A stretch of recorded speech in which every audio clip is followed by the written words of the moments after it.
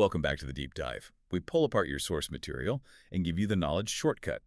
Today, we are taking a pretty fascinating route through Italy, looking at its path toward electric mobility. Yeah, and ready for the surprising start because Yeah. despite the EU's big push toward electric vehicles, the market share for battery electric vehicles, BEVs, in Italy, it's hovering at just 4.2%. 4.2%, that's Wow. You have to compare that to the continental European average, which is what, closer to 20 or even 25%. Exactly. It's a massive gap. So what is truly happening here? I mean, is this just slow adoption because of, I don't know, the unique national barriers? Or is Italy simply on its own kind of different schedule?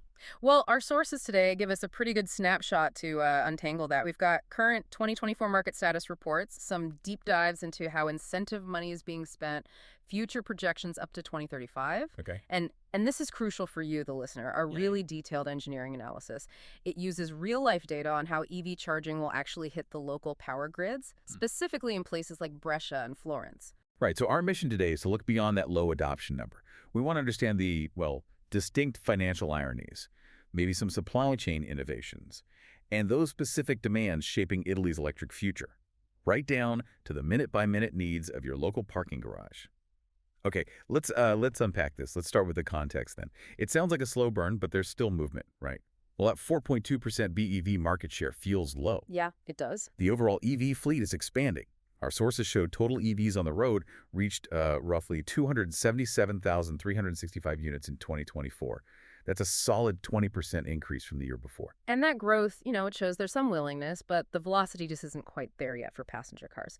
But look at the pockets of success. Heavy-duty BEVs are tiny, like 0.5% market share, barely anything. Right. But electric bus sales, fueled by public need, they soared by over 250%.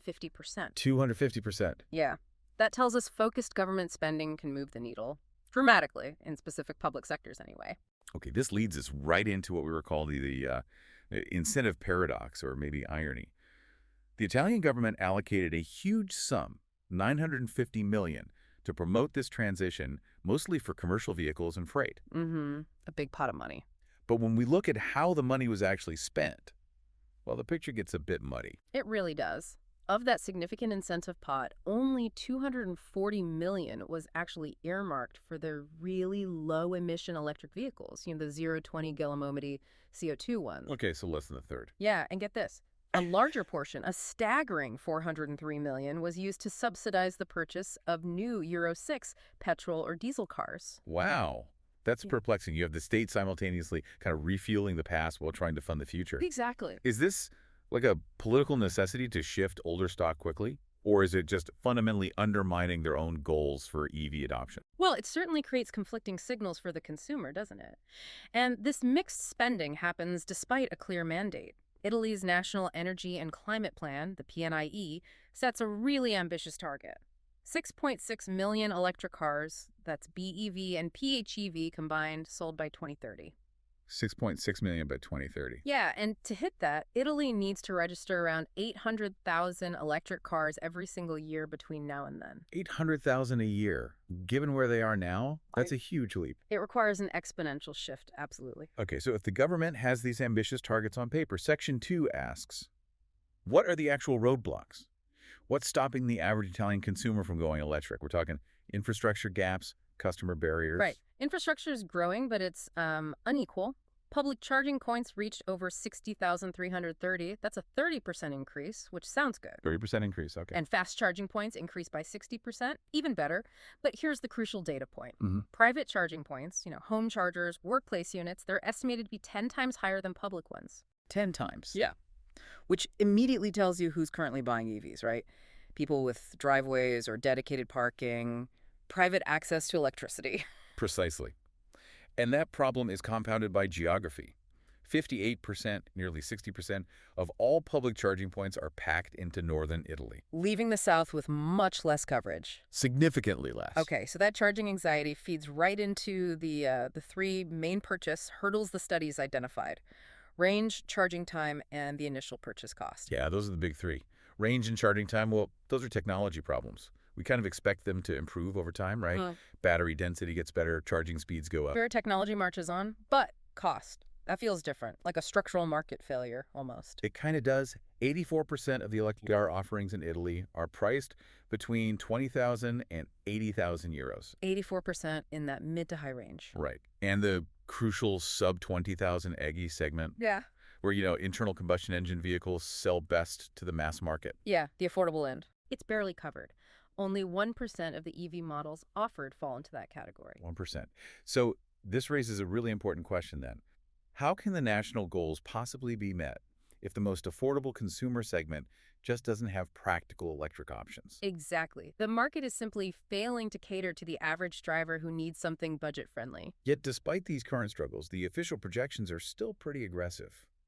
The accelerated scenario projects Italy will need 152,000 public charging points by 2030. Right, and reaching almost 240,000 by 2035. But even then, the reliance on home and workplace charging is still going to cover a huge chunk of the overall energy demand. Absolutely. Domestic charging remains fundamental. Okay, now let's shift gears. This is the core of this deep dive, right? The ground level reality of power consumption.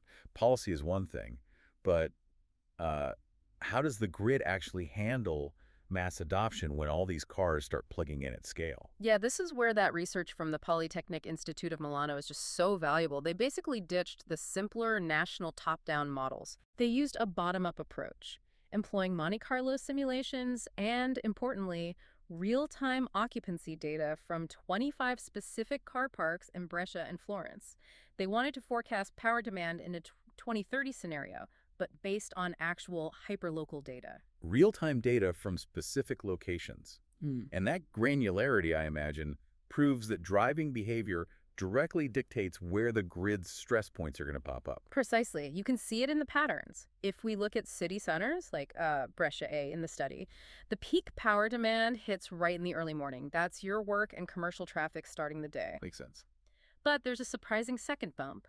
An evening peak, but only on Sundays, probably linked to leisure activities, people heading home after a day out. Interesting. Okay, contrast that with transport hubs, like, say, a railway station, Florence in the study. Right, there you see a predictable, strong morning peak, commuters arriving for the business day.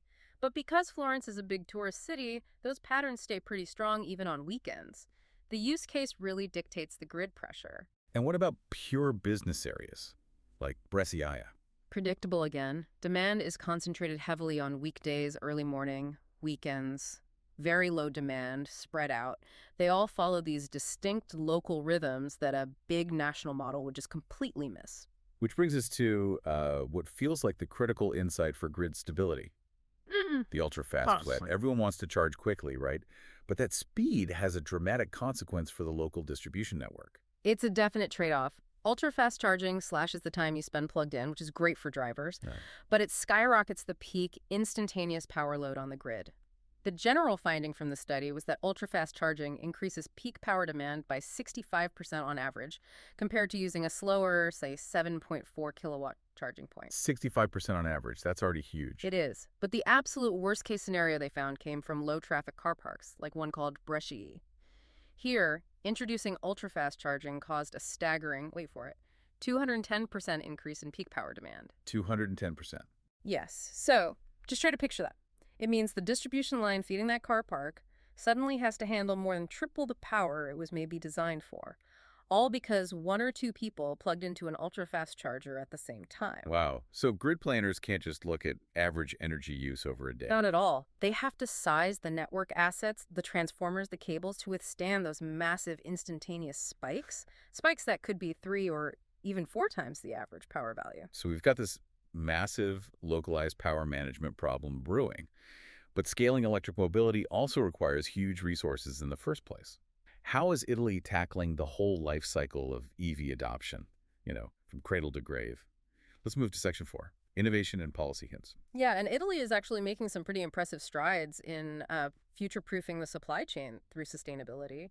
There's an innovative demonstration project led by the University of Brescia focusing on recycling critical materials. Recycling batteries? Exactly. They're recovering strategic metals, lithium, cobalt, nickel, manganese from spent EV batteries. And the method sounds, well, the notes say science fiction cool. How does it work? Huh? Yeah, it kind of is.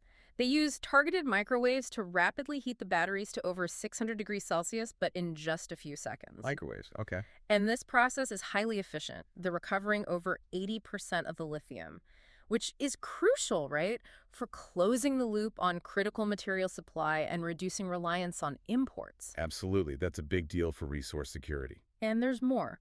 That same research group is using artificial intelligence, AI, to find new uses for these recycled materials.